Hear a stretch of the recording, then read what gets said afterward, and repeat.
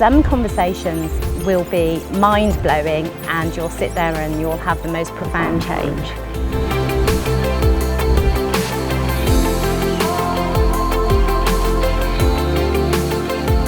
So, hey Adam, welcome to 52 Conversations. Thanks for joining me. Hey Janice, thanks for having me. It's nice to see your face. Well, it's nice to see your face when we consider we're currently in the same village and we're a mile separated, and as you said off camera, here we are on Zoom. Because we haven't been on Zoom enough this year. That's right, yeah. Well, we haven't done it enough, and it's all about control, isn't it? It's all about control. So we'll see. So I'm going to allow you to introduce yourself. It's like a throwback to my radio show. Sort of tell the audience who you are today.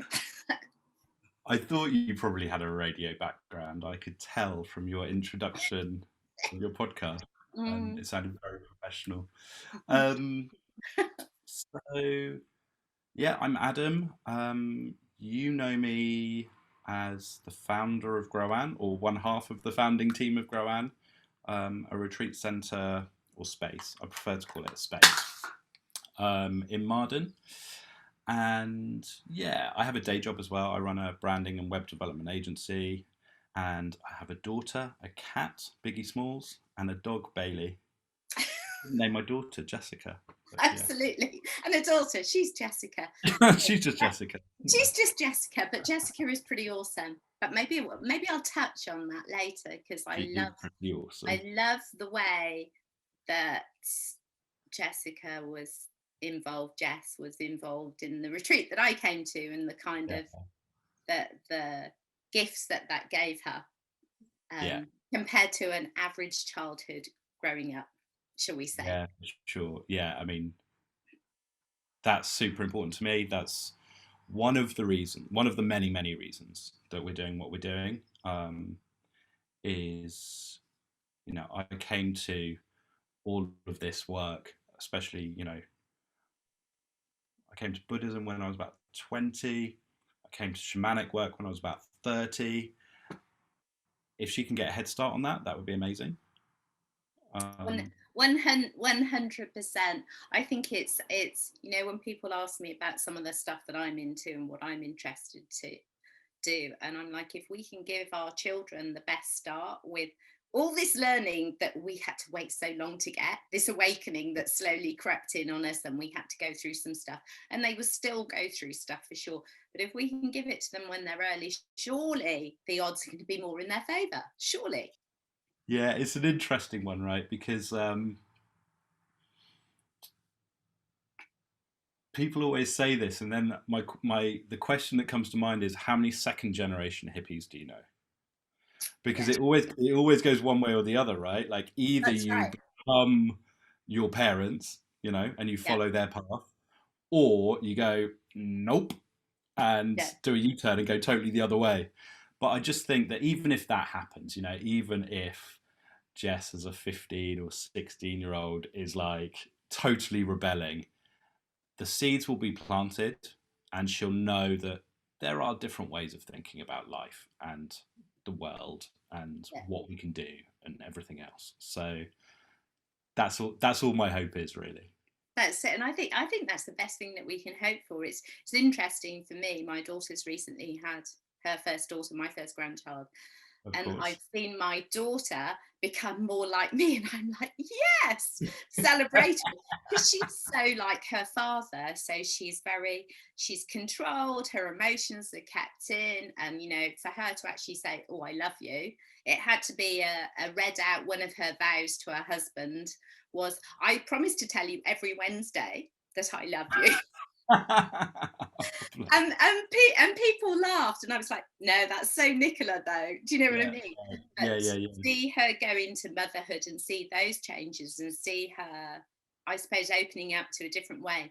And exactly what you're talking about with Jess, I had that with Nicola. Friends would come around when she was like 12, 13, 14.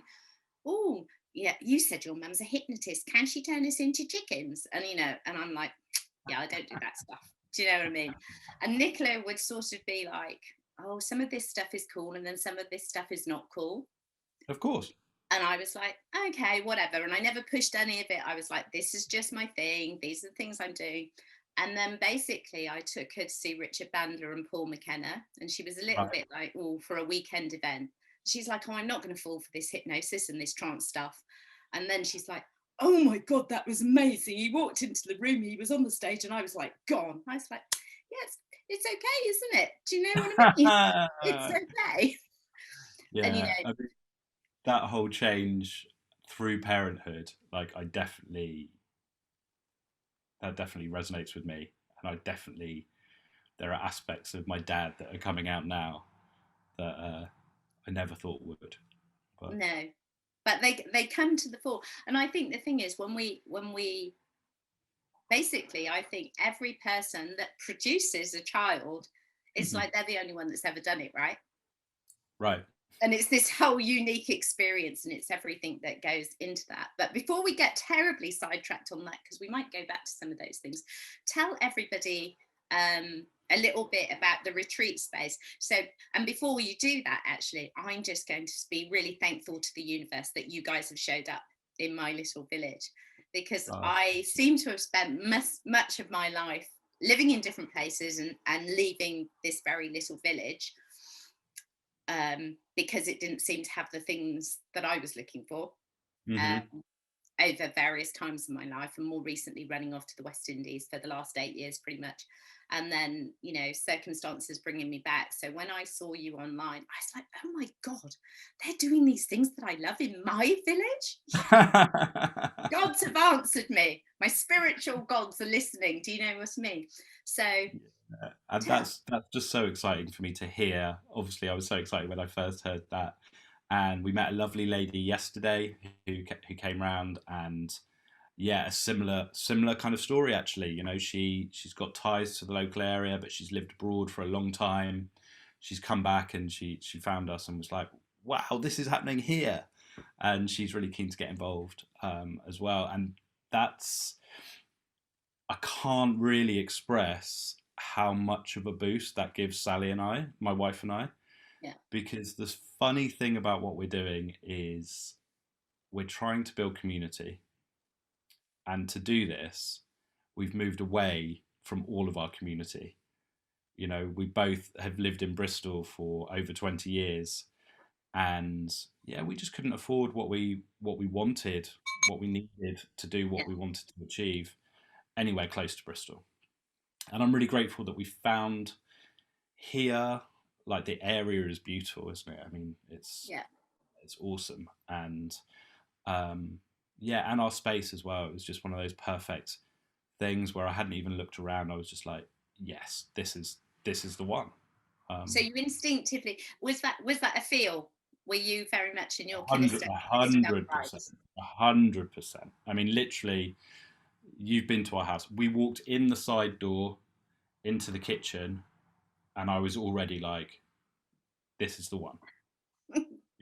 Okay, we need to check it out. Like, hopefully it's got a bedroom for Jess and what we need. But yeah, it was such a feeling. And yeah, I think just the start of what I'm starting to realize is this ongoing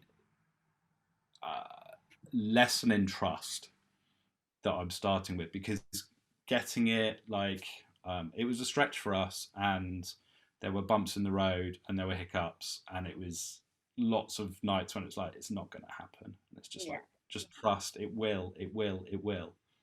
And yeah, now we're here, and now I have to trust in a whole different way as well. Now we're building it, and it's like, just trust that it is going to happen, because we're doing it. It's a trust in your beliefs and your values, though, that you clearly hold so strongly, that this is the path, this is the journey, and it is going to be okay, and just trusting that. And so many people won't do that, right? Yeah, I mean, it's terrifying, isn't it? Like, if you get two in your head, terrifying though. Yeah. But I don't know, a few things kind of make me think that. I mean, we're here once in this form. Like, what are you going to do? Absolutely. Like, sit on your bum and watch Netflix because it's it's safe. And then the last year has shown us that even if you do choose to do that, maybe it's not as safe as you thought, you know? Absolutely. So yeah, life is here to be lived. So just roll some dice and see what happens. And yeah, I mean, I do think, you know, I'm a big believer in things being in flow, things being easy when you're in alignment with what you're supposed to be doing. Yeah. You know? There's less resistance, right? Yeah. And as long as we don't get up in there and create the resistance for ourselves. Right, exactly. Which, you know, I still do. You know, it's not like I don't do this, you know. I've had plenty of sleepless nights going, money, bookings, and, you know, all that. But yeah, it's good. It's good. So when you came up with the we're going to go and do this, and then you came to the property and you saw it, was there already a kind of a plan, a design of what it should look like and what it should feel like, and how close to the plan, if there was any, or was the plan just complete behavioural flexibility? We'll go this way. We'll just do this. Yeah, interesting question. So the first time that I thought we were going to do this was I was on a medicine retreat, and yeah, and I got a really clear message. I was already holding space at this time for lots of different types of retreat, and I got a really clear download, and I actually pulled it out at the weekend, but I drew a picture of what the space would look like. It's like the worst picture ever. You know, you can barely hold a pen. So, and interestingly, I'll show it to you next time I see you. It's like the perspective's a bit wrong, but it's exactly like the two barns we have out back. Cool. And I didn't realize this until had been here, and I was flicking through my journal, and I was like, wow, that's kind of nuts. You know, and it's just a dome and a square building that are connected, which is exactly how it was. You saw the old barn, didn't you? Did you see the old barn? I saw it, but not since you've been there. So in my previous lifetime. Okay. Yeah. So it was exactly like that, you know, and yeah, what we are doing here has changed and evolved, and our plans for the space are constantly changing and evolving. And I can get really frustrated with that, because it's like, oh, we've just finished this. Wouldn't it be good if that was somewhere else? And this, you know, and it's just like, oh God. We've been blessed to have some wonderful people working on the project with us, who I think are slowly getting used to the fact that we don't have a clear, this is what it is. There's a lot of trust involved in, like, it will be okay. Do you think, sorry, I've got to ask this question. Do you think a lot of this is led by literally going into your heart space and going into your feelings, and this feels like the right thing to do? So even though I might have thought logically up here, this is what it should be, actually now that just feels, yeah, we need to do this. We need to change that. Yeah, I'm definitely on a journey throughout all of my life of feeling into things. My whole life, I've been a thinker. You know, and yeah, my journey is definitely to be trusting my heart more, and coming into that, and, you know,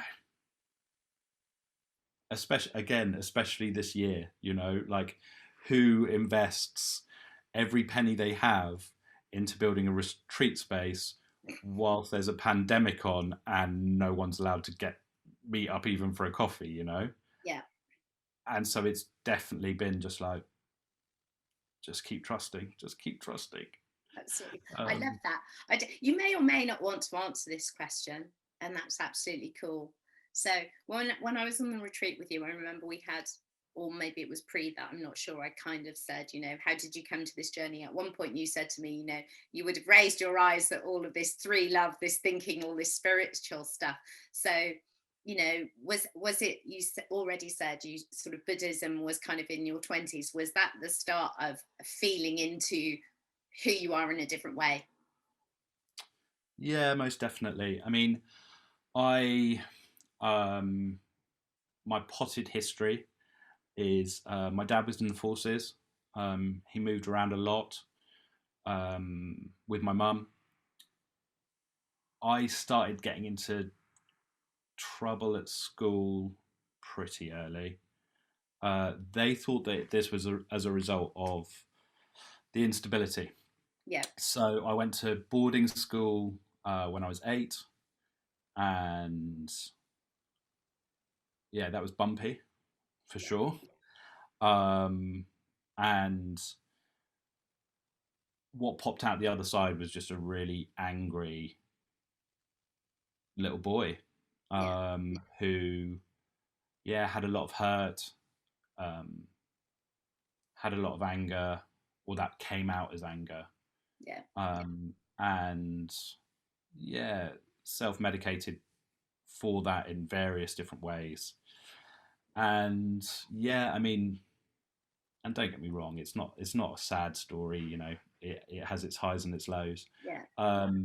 But then yeah, when I was about 20, I was like looking around and being like, this doesn't feel like a good path that I'm on. Like this isn't going. Yeah. You know. Yeah. I often So call that the awakening point for a lot of people, and it's like we get the course, as in, you know, the message is coming down, and we're just like, nah, I'm not taking it now. No, I'm not taking that call, because that means I have to change. That means I have to do something. yeah, So for for me, sure. it's pretty much, I think a lot of people, we have the awareness, they just don't know what to do with it, or they're too scared to step into the, okay, so I'm gonna have to change a whole bunch of stuff. Oh, that's scary, so I'll just carry on, even though I know it's not really going to be right for me. Yeah, 100%. And I mean, I can't really take credit for being brave enough to do that. Like, I as I go into, I kind of half stepped it, but yeah, I realised that, you know, I wanted to move away from kind of the culture that I was in, and I lost a lot of friends as a result, because that's the nature of these things. Yeah.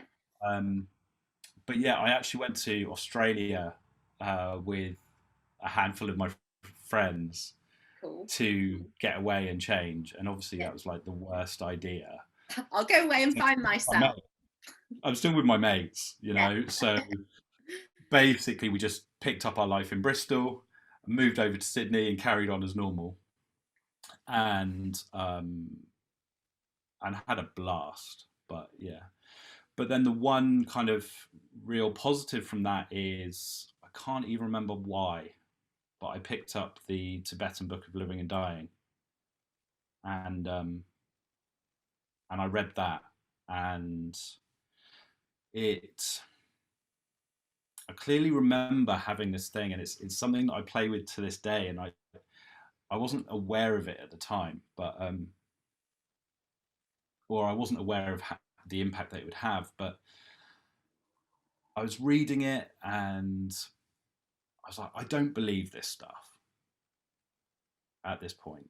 You Yeah. know, I don't believe in lots of it, reincarnation, karma, etc. But I do recognize that if I did believe in it, I wouldn't do a bunch of the things that I'm doing now. I would be a better person for it. Yeah. And so I went through this phase of like suspending my disbelief. That's such a beautiful awareness, though, right? I mean, I've no idea. I've no idea how. Yeah. Because there was part of you, obviously, inside that already knew that, right? Yeah. I mean, yeah, there must have been. There must have been. And so I kind of left Australia because I ran out of money. And all of this was bubbling away in the background, and it made an instant difference to how I led my life. it took years to unpack, you know, but it was always present, and it brought me meditation, and it brought me a new way of thinking about my precious human existence, my body, being present. You know, a lot of these things are like almost the antithesis of how I've been living my life. Yeah. And yeah, that bubbled for a bit, and then I'm going to get in trouble if Sally listens to it, but I think in 2010 we got married, and bizarrely, I started our honeymoon by going away for a month to Nepal on my own. Okay. And I went to a monastery, a Buddhist monastery there, and yeah, and it was incredible. It was incredible, and it was a real deepening of my understanding, both in a positive and not a negative, but just it was very traditional Tibetan Buddhism there. So I think in the West we like to think of Buddhism as, you know, if you speak to a lot of people, they'll describe it as a religion that's not really a religion, right? Yeah. That's not my experience. You definitely can look at it that way, and there's definitely aspects of Tibetan Buddhism which are not very different to Catholic practices, you know. Right. And so I kind of left there in a bit like, okay, thank you to Buddhism, but this actually isn't my path. Yeah. Because there's a whole bunch of this that just doesn't resonate. It's not right. Yeah, I think discernment is super important. And I mean, it definitely set me up for kind of where I'm at now, where I come across all sorts of people that do all sorts of practices, some of which I think are incredibly powerful, some of which I don't land for me at all, some of which I haven't thought would land for me at all, and then I've tried it and been like, oh wow, okay, that's kind of, I've got to reevaluate my whole, how I think about the universe and how it works kind of thing. So yeah, I think it's really important. And also, I always describe like pretty much everything that we do at Growan is a listening practice.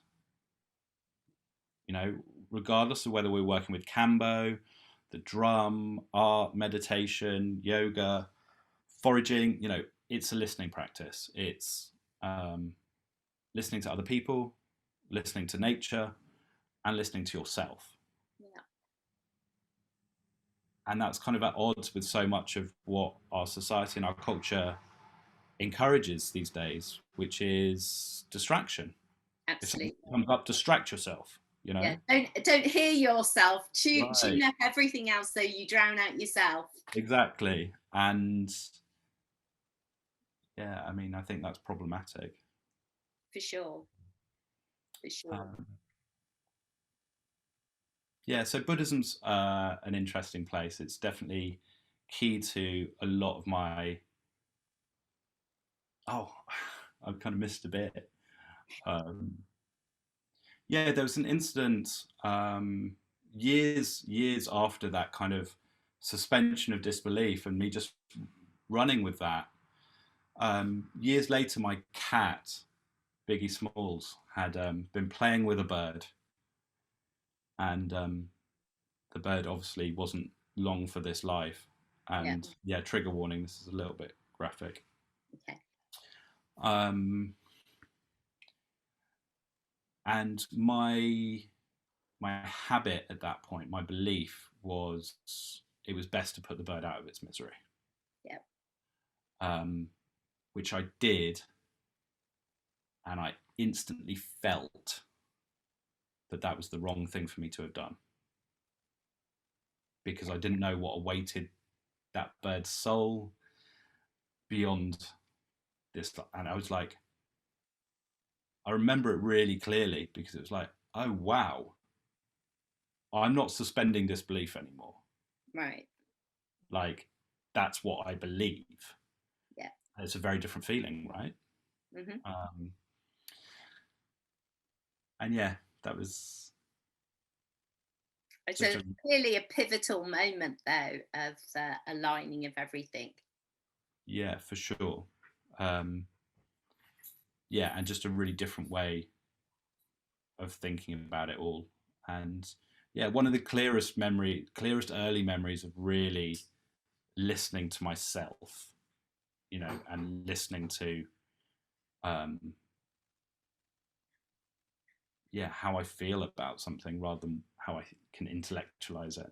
How I think about it. It's one of the things that I'm forever saying to my clients and reminding myself is just feel into it, just go with what I feel, Yeah, and for sure. kind of forget everything else. And I think intrinsically, that unfortunately the way that I see it is school education systems, they're there to take that all away from our children, and I'm like, no, we've got to get this back to them. We've got to allow them to feel these things and to grow this emotional intelligence from their self and be Yeah, guided in the right way versus dictated.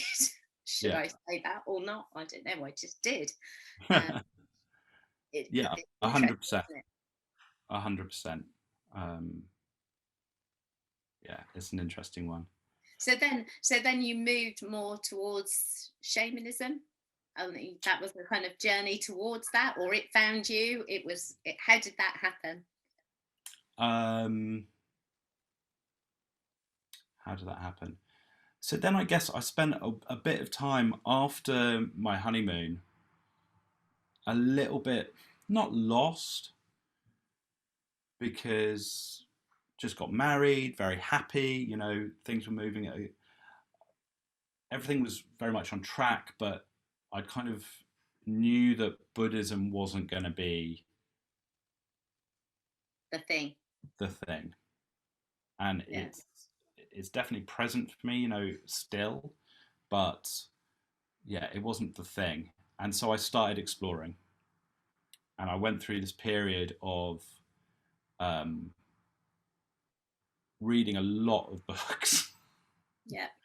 um, you know, ranging from like the Upanishads, um, which is also incredible, like and very influential, to a lot of kind of quantum physics light books, you know, Yeah. and just trying to join the dots between all of this stuff, and you know,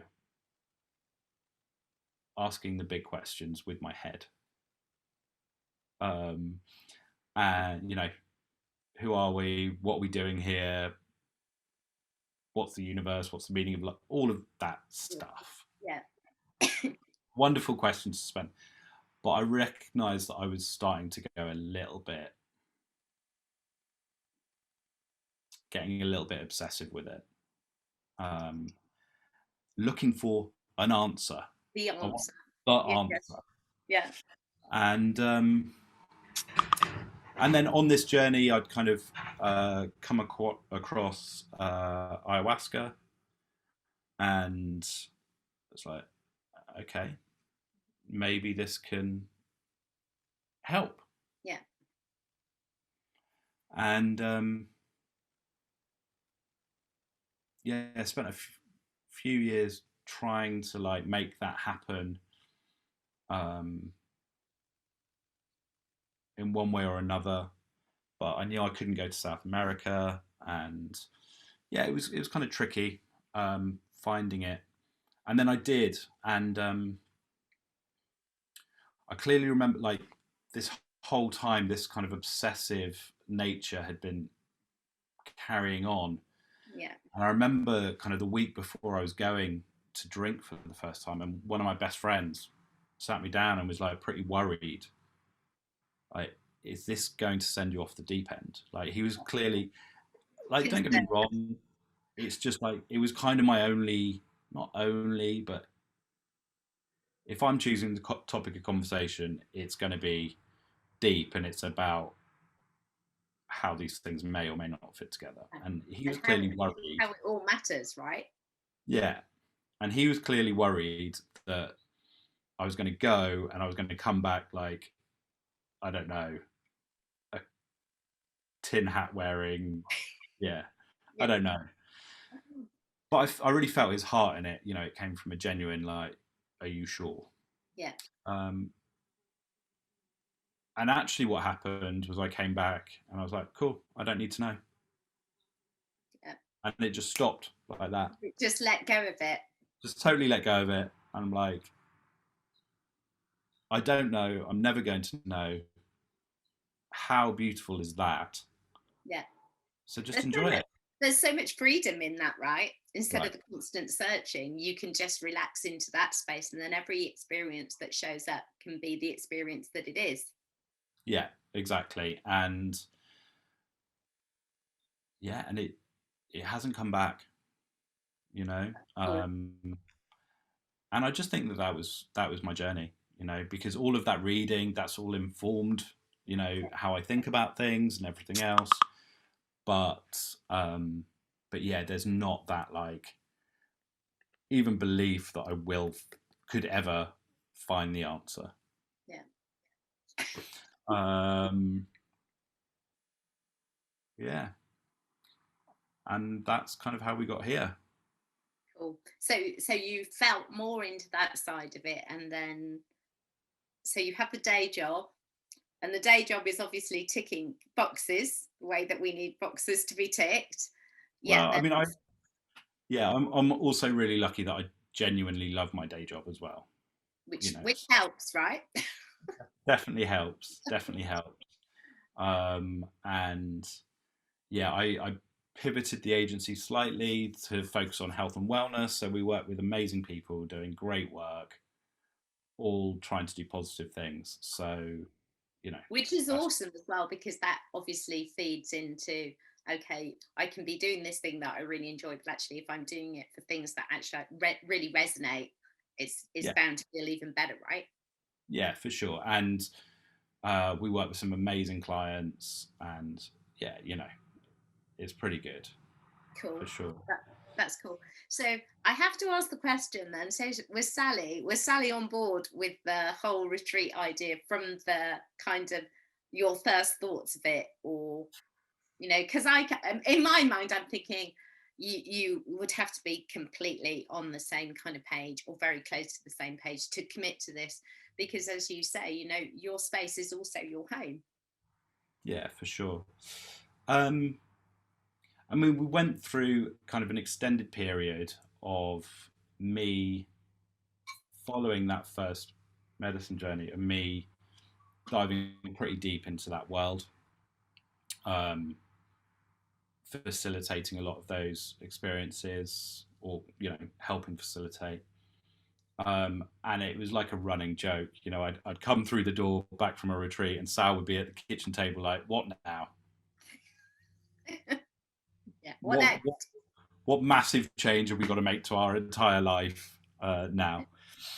And yeah, and obviously this was a big one. But Sal and I had been going through this kind of seesawing exercise of leaving Bristol, moving to the countryside. And, you know, one moment Sal would be like, I think we should do it. And I'd be like, but all my friends are here and I love it and I don't want to. And then that would change. Um, and then, yeah, this idea came up. And to be honest, Sally was pretty on board. I think by this point, you know, we're kind of um, 3 or 4 years into me really working on myself, like really trying to work on my meditation practice, doing energy work, um, you know, trying to learn piano, trying to learn guitar, bringing art out, you know, all these things, all these gifts Yeah. that I'd got from medicine, really. Um, and and Sally could see the difference. You know, it was And like, I guess potentially me looking at it in a different way, all the creativity that was sitting in you with as a child that didn't have the opportunity to come out, right? yeah. I mean, the weird thing is, I drew and I painted as a kid. I've always loved music. I always had a not good enough self-limiting belief, and it held me back, and it still does. I'm still working on it, you know.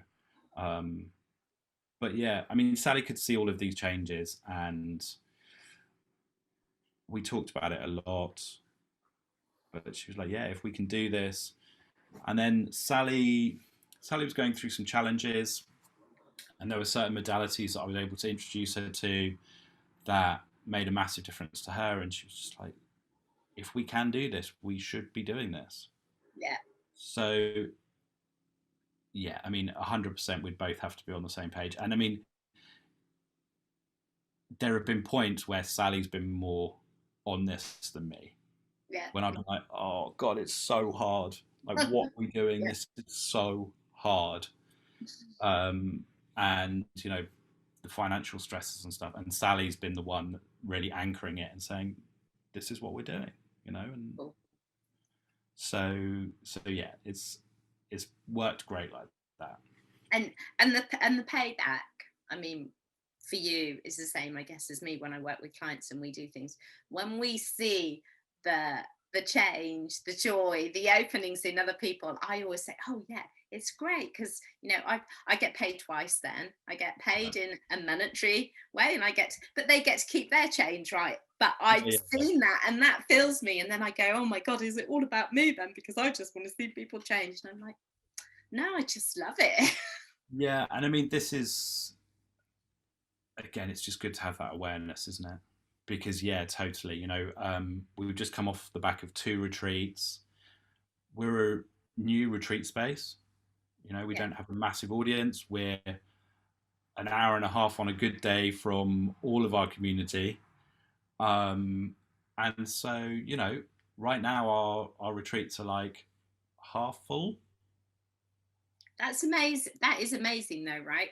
Especially in the current climate and where we all are in the world. It's amazing. Yeah, for sure. And just seeing the difference in people when they arrive to when they leave, it's just like, again, it's those little boosts that we need on a journey like this. Absolutely. Like, why wouldn't we do this if we're able to just facilitate, give people a space to find the change in themselves? Yeah, and it really, and it's the work I need. You know, I always say this. It's like, you know, people are like, "Why are you doing this?" It's like, because this is what I need. Yeah, absolutely. This keeps me on the straight and narrow. This keeps Absolutely. me in my integrity, because I can't be talking to someone preaching like, "Oh, have you tried meditation?" and blah blah blah. If if I don't have a strong meditation practice, Yeah. you know, and so yeah, I just love it. You know. I call it feeding myself. So when I ran off to the West Indies, and then I started finding people that were into the same things as me, and then people who'd been living over there, expats from different parts of the world, they're like, "My God, you've been here 5 minutes. How did you find these people?" And I said, "Well, because I needed to find them, because I needed to feed myself." You know, it's like doing this 52 conversations. People have been saying for years, "Why don't you do this? Why don't you do that?" And we need to hear more. And, you know, there was always an excuse or a reason as to why not. And then I thought, well, actually, I have amazing conversations with people all the time. I'm really blessed because of the work, and you do the same, I'm sure.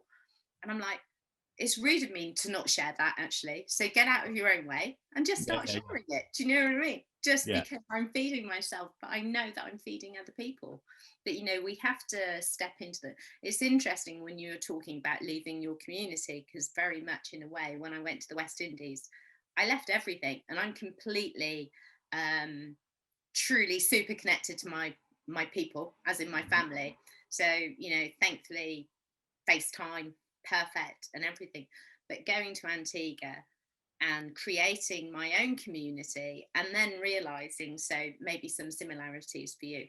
When I would first come back, I would be, "I need to go to a real supermarket. I need to go to a real restaurant," blah, blah, blah. And then probably 2 years into it, it was this recognition of how little that stuff does for me. Yeah. because you just learn to adapt to in your environment. And, you know, for me, I live very simply when I'm there. It's all about the fresh air, it's about the sea, it's about the vibrational pull of being in that physical space. And everything else is not that important, really. And I Yeah. think we learn that. And maybe, you know, yes, it is hard, because there will always be the time it would be really nice to go to a theatre or to do this and to do that. And maybe it's not on our doorstep, you know. Hereford isn't a buzzing place. That's why I left all those years ago. Yeah, I now see it in a very different light, because I see the beauty of the space that I've always seen. Yeah, I've had enough experiences to really recognize the beauty. Yeah, for sure. And I mean, I got to a point with Bristol. I've been there a long time, and there's a lot of memories and a lot of really positive memories. But I was really over being in the city. Like I'd got to a point where I was actively like, this feels like it's damaging me now. Yeah. I don't want to be here. Despite my friends and despite all the wonderful food and, you know, all the places I love to go, uh, I don't want to be here. Like my whole body is yearning for nature. Yeah. Um, and that's what we found here, right? I mean, it's beautiful. Yeah. And what I really wasn't expecting is for that to deepen my kind of shamanic path in terms of working with plants, you know, watching things grow, Yeah. planting things, you know, working on the land, and just that amazing total difference to how tuned into your surroundings you are when you're Well, I here. guess you're literally planting your roots now, right? And you're Yeah, feeding them and you're seeing them grow. yeah, yeah. You know, we're physically planting trees and, you know, plants from the English medicine wheel, Yeah. and we're seeing what's growing and what's not, and it's just a connection with nature that I haven't had before, and is really really beautiful. Um, yeah, so grateful for that. That's lovely. And clearly a beautiful place for Jess, right? Yeah, Although I'm sure there must be, well, I'm not sure, but I guess she must miss maybe friends and activities from Bristol that is different because of the way. But, you know, I guess the balance is showing up in different ways, right? yeah, for sure. I mean, bless her, she's had a hell of a time, right? Like she moved. I think she was in school maybe 3 months, and then we went into lockdown. Yeah. So in many ways, until very recently, she was still kind of mourning. Like the friends that she was missing while we were in lockdown weren't friends from here. No. They were her Bristol friends, Yeah. and so it just extended that a bit. Um, and yeah, I mean, it'll be interesting how it pans out, because it's all tied to whether she, you know, follows our path in some small way, or totally rebels. Right now, she's like, I'm going to become a meditation teacher. Yeah. And when you don't want to run Growan anymore, I'll just run it. I'll do You know, it. and that's great. And we'll see if that happens. Um, there's someone at the door. That's okay. Go to Sorry. the door. Go to the door. This is a very real look at my life. This is kind of how normal calls go, I'm afraid. Okay. It's okay. Where were we? We were talking about whether Jess is going to really end up taking over Grow Around when you don't want to meditate, or she's going to do her own thing, and how that would be. Yeah, and I have a beautiful idea in my head of what I'd like to happen, and I also just obviously want her to walk her path. But yeah, I mean, it's definitely been an adjustment. You know, treats changing from, yeah, we'll go and eat pizza, to we'll camp in the field. Yeah.